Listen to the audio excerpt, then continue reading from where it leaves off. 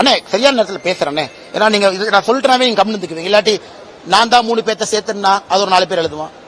நீங்க பசும்பொன் போலியா அவங்க 3 பேர் போனாங்களே பின்னாடி இருந்து இயக்குனீங்களான்னு எழுதுவாங்க.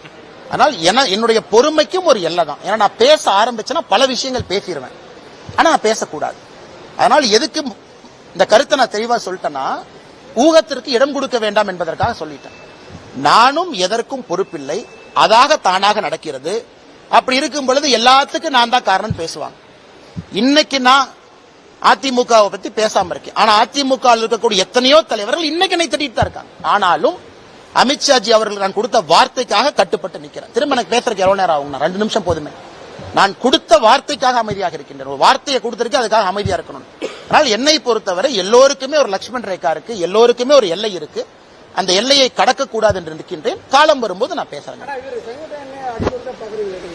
ஏன்னா கோயம்புத்தூர்ல இருந்து சென்னைக்கு பிளைட்ல போலாம், ட்ரெயின்ல போலாம், கார்ல போலாங்கன்னா பிளைட்ல போகும்போது அவர் வர்றாரு, பாக்குறேன். 2 முறை அவரை சந்திக்கின்றேன். 2 முறை விமானத்துல தான் சந்திச்சிருக்கிறேன். ஏற்கனவே சொன்னேன், அன்னை கடந்த முறை தூங்கிட்டாரு, நான் முழிச்சிருந்தேன். அப்புறம் வரும்போது அண்ணன் எந்திரிச்சு வெளியே வந்தாங்க. எதுவுமே பேசுறதுக்கான வாய்ப்பு இல்லை, ஜெனரலா தான் பேசணும்னு. அவருடைய அரசியல் வாழ்க்கை அவருடையது, என்னுடைய அரசியல் வாழ்க்கை என்னுடையது. நன்றிங்க.